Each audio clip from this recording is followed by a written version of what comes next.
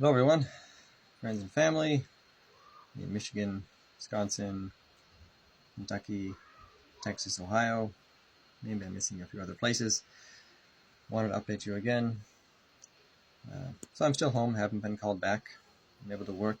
It's what I'm doing right now in front of my green screen.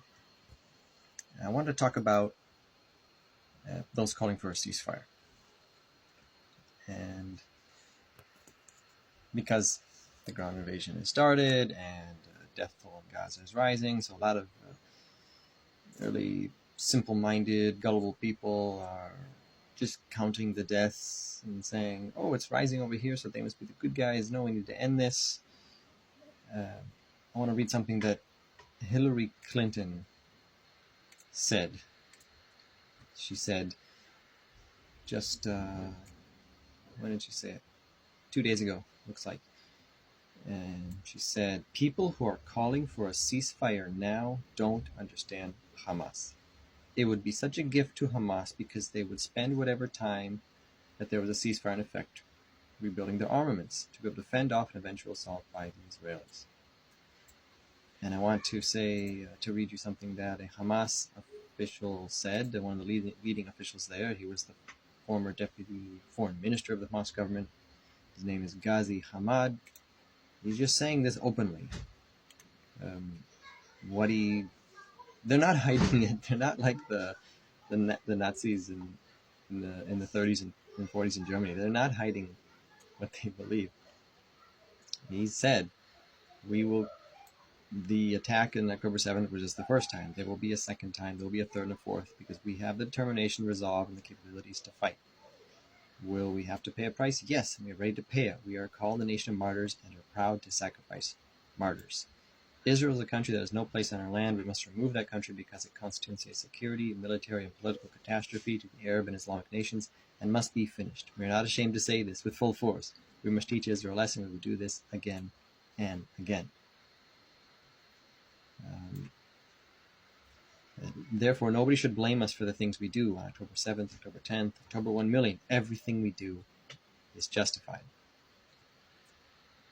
And the person interviewing him said, oh, you're occupied. The occupation, you mean Gaza? And he says, no, the entire country. And the foreign secretary of the UK responded to this interview, and he said, how can there be peace when Hamas are committed to the eradication of Israel?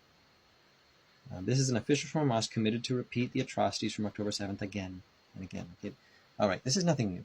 Anyone who can read and write, or is not deaf, maybe you can't read and write, but you're deaf, and you cannot consume any kind of communication. And anyone, maybe if you're blind and deaf, and no one tries to attempt to communicate with you, you don't know this, but vast majority of people, you know what Hamas is.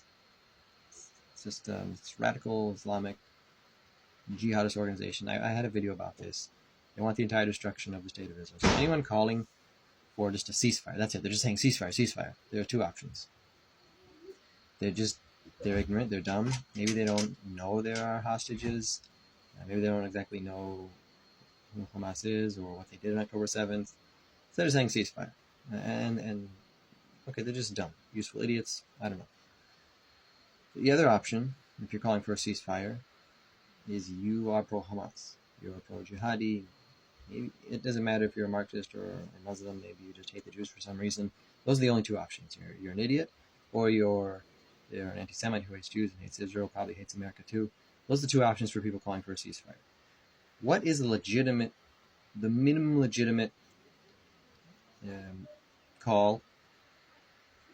Release of all the captives, men, women, and children, not just the women and children, men, women, and children, from the babies to the elderly, and soldiers that were captured, including the male soldiers, not just the female soldiers, and the surrender of Hamas, disarmament of the organization, and the expulsion of the leaders from Gaza, and a ceasefire.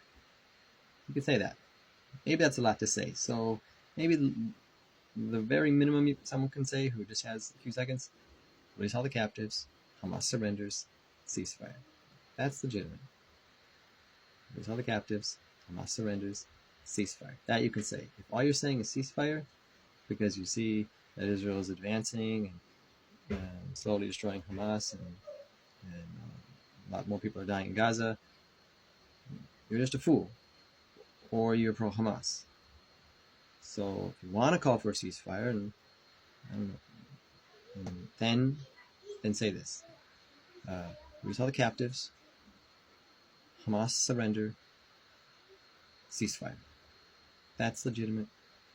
That's okay. That means you're part of humanity, part of the world, the free world. You're not some black-hearted Islamic Jihad sympathizer. So if you have friends or family who are saying, ceasefire, ceasefire, look at all what's happening, all these bombings, tell them that. Tell them that. Release all the captives. Want a ceasefire? Release all the captives. Hamas surrenders. And we'll have a ceasefire. Okay? No, you have friends and family. I encourage you. Don't be afraid. It's